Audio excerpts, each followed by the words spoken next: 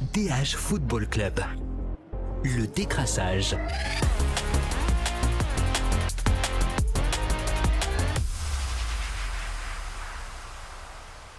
Salut à tous, très heureux de vous retrouver dans le DH Football Club pour un nouvel épisode du décrassage. Casting du jour, bonjour. Il est le seul homme dans ce studio qui a eu froid au mois d'août. Hey, Stéphane Lecaillon. Hey tout le monde. Chez lui, les canapés sont rouges et tout dure 1 minute. Salut Romain Van Der Pel. Bonjour. Comme nous tous, il a appris à connaître ce dimanche Jonas Schenk qui n'avait plus signé de clean sheet depuis un match contre Greuther Fürth. Salut Louis Janssen. Salut. Et lui le sait, Hervé Kofi est natif de... Bobo Dioulasso. Bonjour Julien Parsanski. Bonjour à tous. Et vous le savez, dans le décrassage, l'important, c'est les 3 points. L'important, c'est les 3 points. Et on commence ce décrassage par Anderlecht. Romain, ça y est, Anderlecht n'est plus invaincu. C'est la première défaite du Sporting sous l'ère Vitor Bruno. C'était à Beveren ce dimanche. Qu'est-ce qui manque finalement encore au Sporting à ce stade de la saison ? Mais moins que je le pensais. C'est déjà la bonne nouvelle. J'ai été beaucoup de fois négatif ces dernières années avec Anderlecht, je pense. On va parler d'années. Mais je trouve que cette équipe est assez correcte. Hier, je ne vais pas commencer à dire que ça a été nul, qu'il manque plein de choses, parce que je ne sais pas ce que vous avez pensé autour de la table, ils ont été meilleurs que Beveren. Il leur a manqué juste un petit quelque chose, mais il ne faut pas commencer à tout jeter à la poubelle d'un coup parce qu'il y a eu cette petite défaite. Il y a eu une erreur défensive qui a coûté le but et il y a eu des petites occasions qui auraient dû permettre de marquer un but. Mais moi, je trouve que ce qui manque à cet effectif, et c'est ce que Antoine Sibierski est en train de rechercher, c'est un ailier de percussion. Il manque, et j'étais pas du tout fan de ce profil-là, j'étais pas fan de son manque de constance, mais il manque un Nilsson Angulo en fait. Il manque un mec comme ça qui sait en 1 contre 1.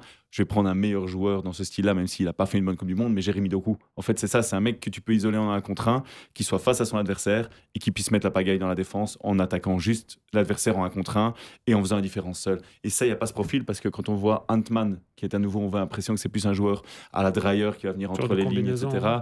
Ambrose, c'est pas vraiment un ailier, c'est plus un 10 qui va faire le jeu. Et en fait, tes 2 ailiers de percussion, c'est Onyaseke et Ngakana, 17 ans. Donc je pense que ça, on ne peut pas commencer à dire que c'est ces 2-là qui doivent faire la différence seuls. Donc un profil vraiment de percussion, pour moi, ferait vraiment la différence. Et c'est, je pense, ce qui aurait permis à Anderlecht de gagner hier. Ouais, lui, c'est ce qui manque au Sporting, finalement. Un peu plus de vie sur les côtés. Ouais, de manière générale, de la vitesse, un peu de la profondeur devant. Je me pose aussi la question derrière, moi, à savoir si Biancone, par exemple, et Petro se blessent pendant la saison, qu'est-ce qu'ils vont faire ? Je crois qu'il y a Keita qui a fait la prépa aussi. Il faut voir ce qu'ils vont faire de lui. Il était en futur l'année passée. Il était rentré contre Amarby, Ouais, il avait fait la prépa, les matchs amicaux.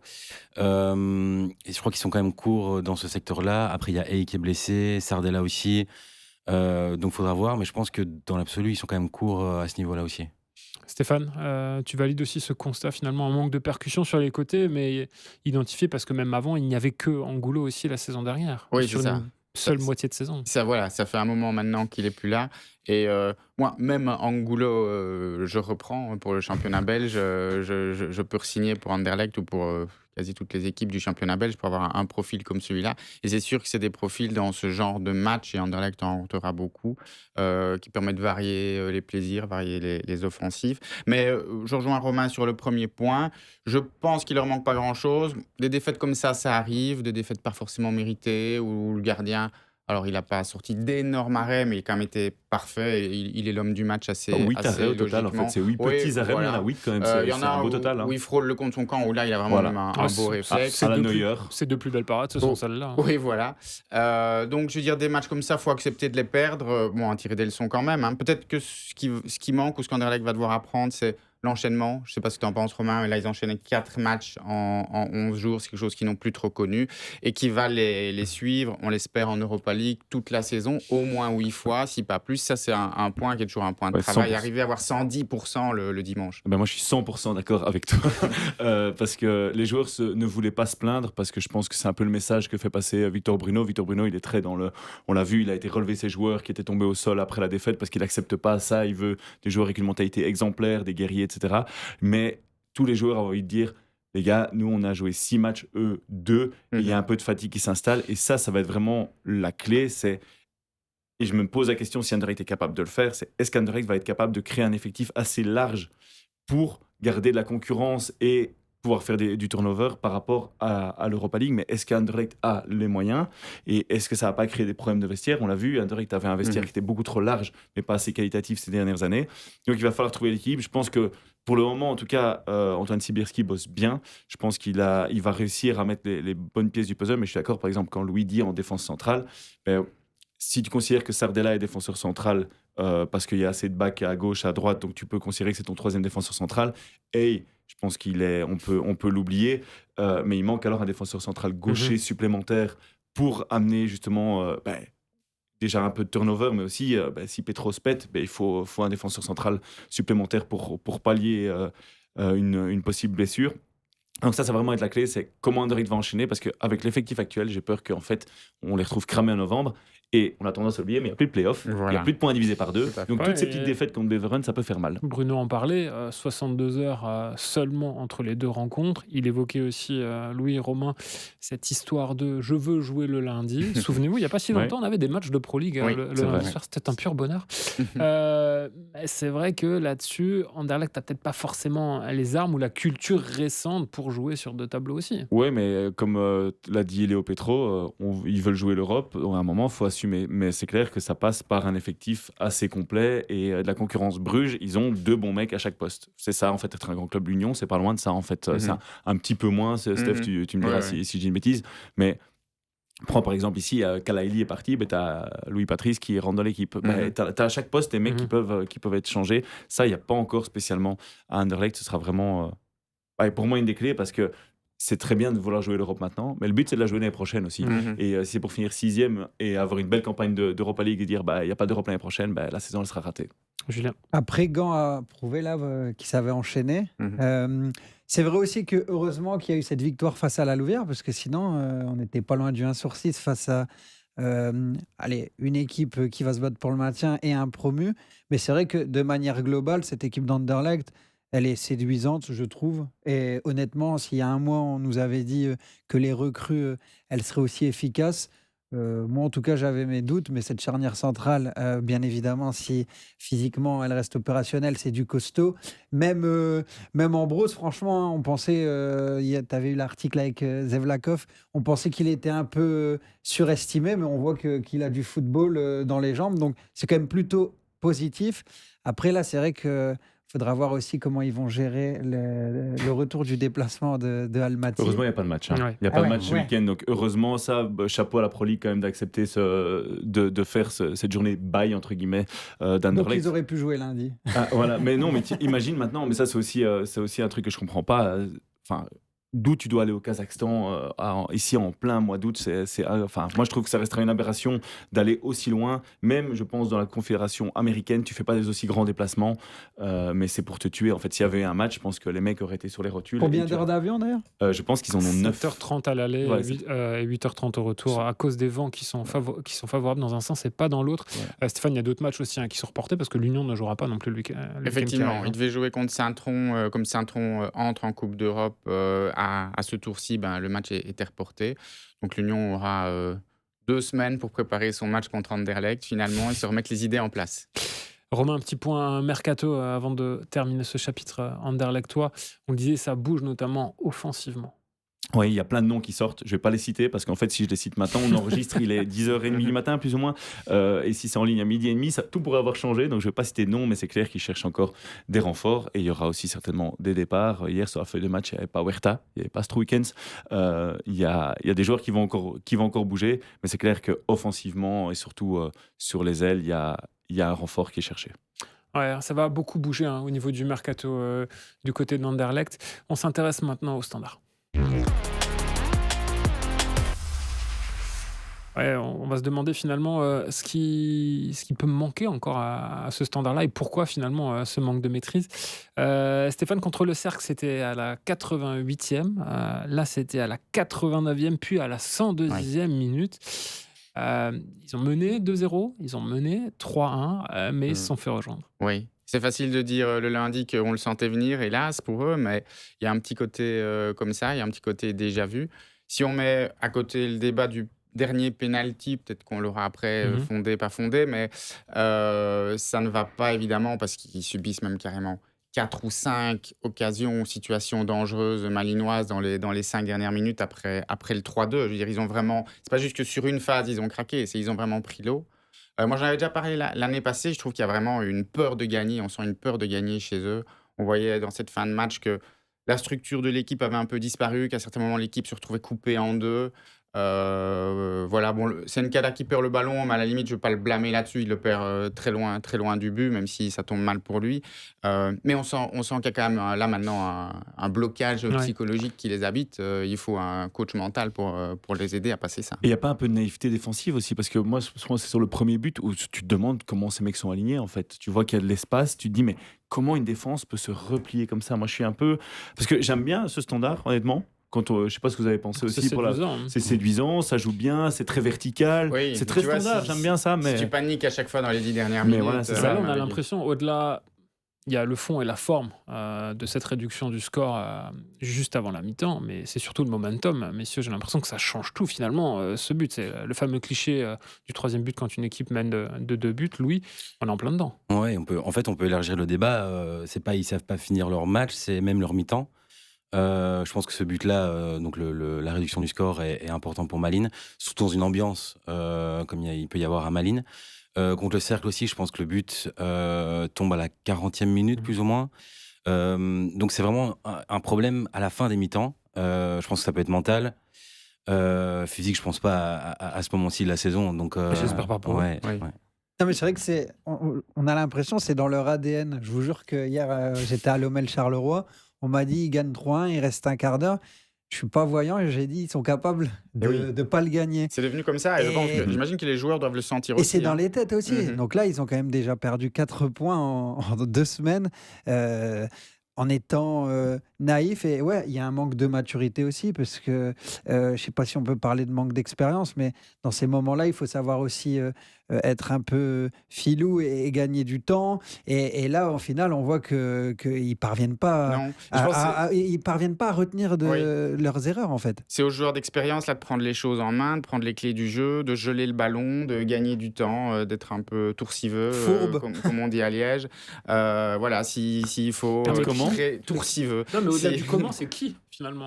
Oui, parce alors, que quand on normalement, c'est censé être Fossi, mais quand tu vois que Fossi est à côté de ses Fossi, Polo maintenant, d'un Fossi. Fossi, c'est une catastrophe. Et Polo, on va pas lui demander de geler le ballon parce que sinon, l'arbitre va lui dire t'es gentil, mais tu la rends.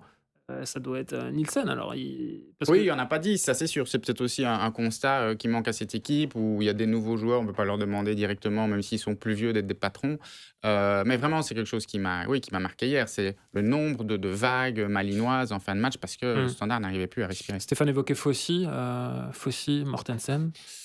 Catastrophique, je pense. Mais Fossi, offensivement, en début de match, ça va, honnêtement, parce que c'est de lui que viennent les actions principales, il vient avec ses centres, etc. Et quand il est offensif, moi, j'ai pas de problème avec Fossi. Mais défensivement, je comprends pas. On a l'impression que dans ce système à 4, c'est impossible de jouer avec eux. Je sais pas ce que vous en pensez, mais Fossi, il serait bien comme piston dans une défense à 3. Et puis, il y a aussi sa situation personnelle où bon, il n'a pas prolongé. C'est déjà rare de nos jours dans le foot moderne qu'un club ne le mette pas à l'écart. Mais forcément, ça pourra jouer aussi, j'imagine. Est-ce que ça pèse déjà dans sa tête? A priori, tout le monde est OK avec ça. Le club, lui. Mais est-ce que ça joue quand même un rôle dans cette période de mercato sur ses performances voilà. C'est sûr que ça joue parce que le mec, il n'a pas envie de se blesser. Est-ce qu'il n'a pas aussi un peu ras-le-bol? Fossi, là, je crois qu'il a fait le tour de la question. Standard, il a assis, j'allais dire plein les fesses pour être poli. Je pense qu'il y a un ras-le-bol de la part de Fossi qui se voit sur le terrain et je pense qu'il fait ce qu'il aime. Il attaque et ça lui plaît. Mais que, ça le saoule de défendre. Il y avait une phase, un moment, quand je regardais le match, où il se fait déposséder du ballon et tu vois qu'il s'arrête comme ça.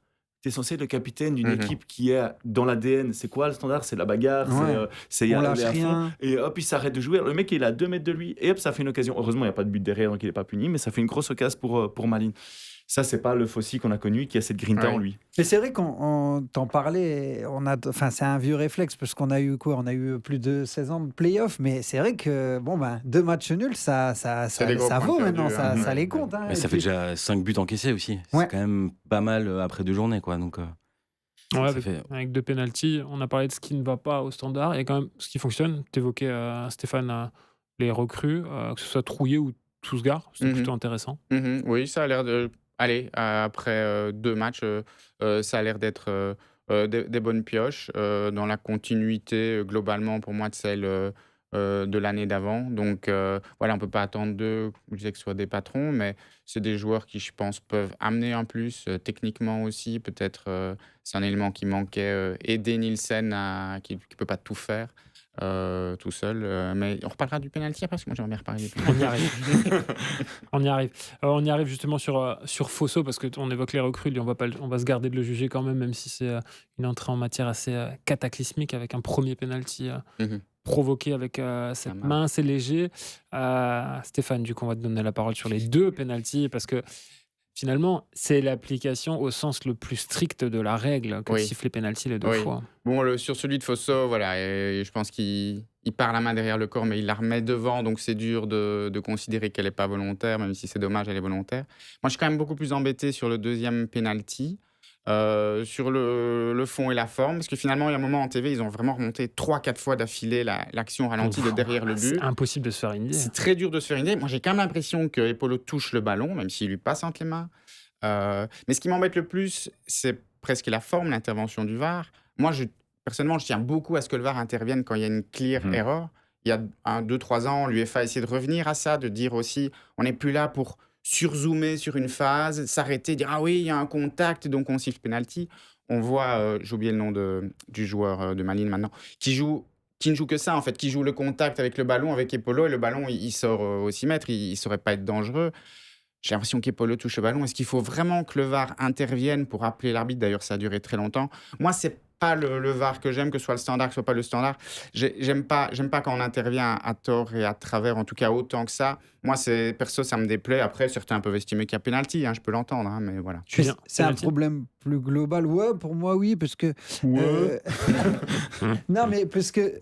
Enfin, je voulais réagir sur le VAR. C'est comme les semelles. Maintenant, il y a beaucoup plus de cartons rouges qu'il n'y avait pas au mondial, parce que j'ai l'impression mais c'est un autre... Je te coupe, mais c'est parce que j'ai eu l'explication de Jonathan Lardo à la présentation de la saison. Je pose la question, c'est quand même très différent de la Pro League. Il dit oui, mais c'est la FIFA.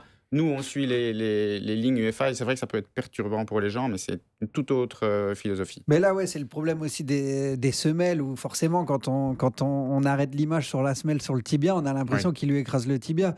Donc, il faut s'habituer à ça tant que, justement, notre Pro League et les autres championnats arbitreront selon les directives de l'UEFA. Mais oui, le penalty me paraît pas scandaleux. Et puis... Puis ce qui est bien, c'est un scénario, une remontada, et pour le suspense, c'est magnifique. Romain, penalty ou pas ? Moi, je vais pas utiliser un anglicisme, je vais utiliser un latinisme, mais je vais dire Duralex sed lex. Voilà. C'est la loi. La loi est dure, mais c'est la loi. Voilà. Comme ça, vous Merci aurez... pour la traduction. Il connaissait l'expression, mais il ne savait pas la traduction. C'est pour ça. Louis, penalty ou pas ? Le premier, en fait, le premier dans l'esprit du jeu, il me dérange toujours, ces penalties-là. Ça vient de près. Je pense pas que c'est volontaire. On ne peut pas dire qu'il va vraiment mettre la main. Bon, c'est la loi, donc c'est sifflé, c'est OK. Le deuxième, ça a pris beaucoup de temps en plus pour déterminer s'il allait le siffler ou pas. Je pense que Otoki dit après le match que Epolo lui a dit aussi qu'il avait touché le ballon. On peut siffler. C'est compliqué, mais on peut siffler, ouais. Ça l'avis vraiment tranché quand même. Ça. Non, mais c'est compliqué. Donc tout est dit. C'est compliqué. Non, tous les pas dit encore sur le standard. J'aimerais juste vous entendre sur un joueur, Abid, que j'avais déjà trouvé pas mal du tout sur la première journée contre le Cercle. On sent qu'il peut franchir un palier et que ça peut être le joueur frisson du standard cette saison. Mais je dis juste méfiance, il ne faut pas que tout passe par lui et que qu'il y ait une dépendance à Abid. Et j'ai peur que ça devienne ça. Parce que les adversaires vont vite le comprendre, ils vont mettre dessus, ce sera terminé. Exactement ça, mais top joueur. Mais c'est vrai que lors de sa première saison, on avait vu par intermittence quelques coups d'éclat, aussi beaucoup de difficultés au début, mais c'est vrai que là, on sent qu'il a peut-être passé un palier, qu'il a digéré enfin l'écart de niveau, parce qu'il venait du Patro Easton, donc... tout le monde ne s'habitue pas directement à la Pro League, donc ça peut être sa saison. Moi, les lundis, je fais les classements des buteurs. Donc il y a 2 colonnes, la colonne but cette saison et but le total en Pro League. Et Abid est à 4, donc c'est quand même pas mal. Donc sa saison est déjà réussie. Non, mais là il est à 2, il a mis 2 lettres. Voilà, c'est ça. Donc on espère qu'il continue là-dessus. À Genk, il était déjà bon aussi, pas trop aussi, et c'est des belles stats pour l'instant. Et si si je peux ajouter un truc, ce que j'ai bien aimé, c'est dans son interview après match, il est homme du match. très logiquement. Il reçoit le trophée, il tire la Ah gueule. oui, la photo, Il il tire faut la voir gueule, la photo vraiment, il de est lui avec le fâché trophée parce qu'en d'Andy fait, il s'en fiche de sa prestation individuelle, même s'il est Oui. réussi, parce qu'il était dégoûté collectivement. Et ça montre des signes aussi de leadership. Mhm. Et ce genre de profil a besoin de ça dans son caractère. Ah, c'est des profils qu'on retrouve souvent à l'Union. Un bon vieux 0-0 un samedi après-midi à l'heure de la Franchement, j'ai C'est un perdu samedi une de mi-temps 15 de août. ma- Un samedi de 15 août. C'est parfait. Est-ce qu'on s'inquiète pour l'Union, Stéphane, après une semaine finalement compliquée? Oui. Ben, moi, je m'inquiète un peu pour eux. J'aime pas crier au loup, mais je trouve qu'il y a quand même des sujets d'inquiétude. D'ailleurs, que ce soit David Hubert ou Camille Van de Perre ou Rob Skov, ils n'ont pas minimisé la chose samedi après le match. Ils ne se sont pas cachés derrière Bodø, derrière la déception de la Ligue des Champions. Ils ont vraiment... David Hubert, il reste toujours très calme, mais il était quand même un peu fâché sur ses joueurs. Parce que je trouve qu'il manque des ingrédients qui font la qualité de l'Union. On parlait avec Anderlecht de l'enchaînement à l'Union, même si c'était déjà un petit peu moins le cas l'année passée. Avant, on savait bien enchaîner Europe et championnat. C'est qu'une première fois, mais c'est une première ratée. L'Union a construit son succès sur ces petites victoires faciles, a fortiori à domicile. Ok, on n'est peut-être pas géniaux, mais on gagne. S'ils sont ni géniaux et ils ne gagnent pas, on parlera peut-être de l'arbitrage aussi après, d'un but annulé. En plus, ils sont un peu sauvés, pour moi, de manière erronée. On va reparler de complot. On va en parler tout de suite. Oui. Louis, l'explication finalement à ce but refusé injustement à Zulte Waregem, en tout cas pour les Flandriens. Donc c'est Alex Tecla qui le dit dans sa chronique, que le VAR n'a pas vérifié s'il y avait faute ou pas, mais bien si l'arbitre avait sifflé avant Ouais. que le ballon rentre ou pas. Mhm. Et Ils sifflent très visiblement, vite, oui. effectivement. Ils sifflent très très vite, c'est même étonnant. mais- Pour une C'est- fois, c'est pour une ce fois qui qu'Alex explique. Tecla dit quelque chose de bien, et joyeux anniversaire à lui, c'était son anniversaire hier. C'est ce qui explique finalement le. Oui. Petite parenthèse, parce que j'ai déjà allumé Zult et son ancien entraîneur, Sven Van Den Broek, parce Juste. qu'il y a un passif Zult Union, ils vont commencer à se sentir poursuivis, les Zultois. Le nouvel entraîneur, Bill, même s'il a été exclu en fin de match, mais bon, et les joueurs ont assez bien réagi. Ils n'ont pas pété une durite, pour le dire trivialement, alors que franchement, il n'y avait pas lieu d'annuler ce but pour moi. Et ils sont restés très concentrés sur leur match, ils ont fait un bon match et ils ont tenu le point. Voilà, Mhm. fin de la parenthèse. Cette décision arbitrale, elle sauve le natif de Bobo Dioulasso. Il y avait faute sur lui. C'est ce qu'il a dit. Julien, tu le connais très bien. Que penser finalement de ses débuts? C'est vrai que c'est pas évident parce qu'il a signé à l'Union parce qu'il pensait qu'il pourrait jouer dès les deux rencontres face à Bodo Glimt. Chambert a été plutôt bon en plus. Au retour, moins à l'aller, mais voilà. Au retour, oui, c'est vrai qu'à Mhm. l'aller, c'était plus compliqué, mais j'ai la dernière impression dans la tête. Et en Norvège, il avait Mhm. été bon. Mais bon, je pense que c'est pas. Enfin, je pense pas, je suis sûr que c'est pas les mêmes qualités. Et le leadership d'Hervé Kofi peut faire du bien aussi, parce qu'à Angers, il a réalisé une super saison l'an dernier. C'était l'un des meilleurs gardiens en Ligue 1. Donc, je pense que c'est une bonne affaire à la, comme Et le il sort font les de Lyonistes, très quoi. beaux arrêts. Hein. Il se loupe dans le domaine aérien, mais il sort deux très beaux arrêts. C'est un vraiment, super gardien de ligne et c'est oui, ce dont oui. l'Union a besoin. En Tant fait, qu'il Ouais, commence l'Union n'a pas à besoin. dribbler face à son attaquant adverse. Oui, voilà. Et j'avoue que moi, il y a un point sur lequel j'attends Hervé Kofi. Julien disait, excellente saison à Angers, considéré comme l'un des meilleurs Mhm. gardiens de Ligue 1. Mais à Angers, il était très exposé. À l'Union, il va avoir, je caricature, 2 arrêts par match à faire. C'est pas le même métier. Mais c'est des arrêts. C'est pas un gardien qui va devoir construire. L'Union n'a pas ça dans son ADN d'avoir un gardien qui joue comme Kosemans en jouant libéraux et commence à distribuer. Et Hervé Kofi, il a déjà prouvé que c'était un super gardien sur sa ligne. En fait, il a des réflexes tout le monde monstrueux. d'avoir.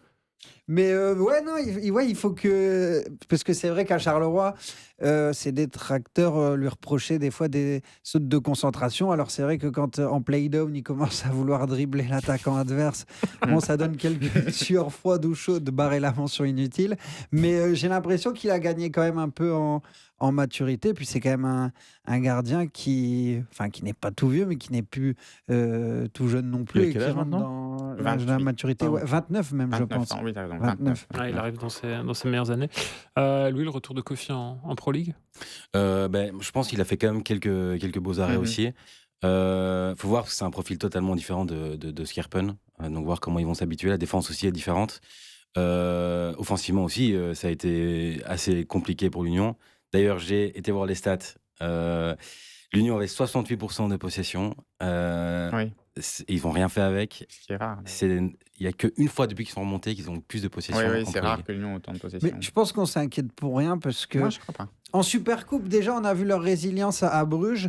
Sur les 2 rencontres face à Bodo Glimt, bon, à chaque fois, ils sont revenus quand même. Alors, ça tourne pas en leur faveur parce qu'en plus, il y a l'exclusion.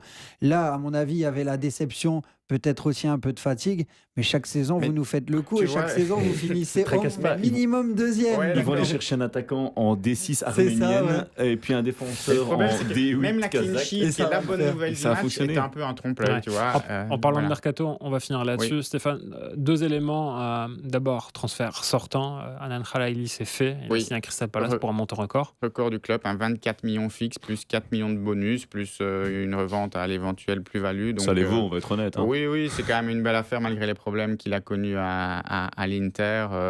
Voilà, l'Union est contente, même si elle n'atteint pas les 30 millions, mais c'est un nouveau record et voilà ce que ça peut représenter dans le budget d'un club de Pro League. Sans doute pour prendre la suite de Daniel Munoz, l'ancien Oui. Gallois à Crystal Palace. Du coup, double interrogation. Un successeur va-t-il arriver et quelles sont les potentielles conséquences de la non-participation à la Ligue des Champions pour les unionistes sur le mercato?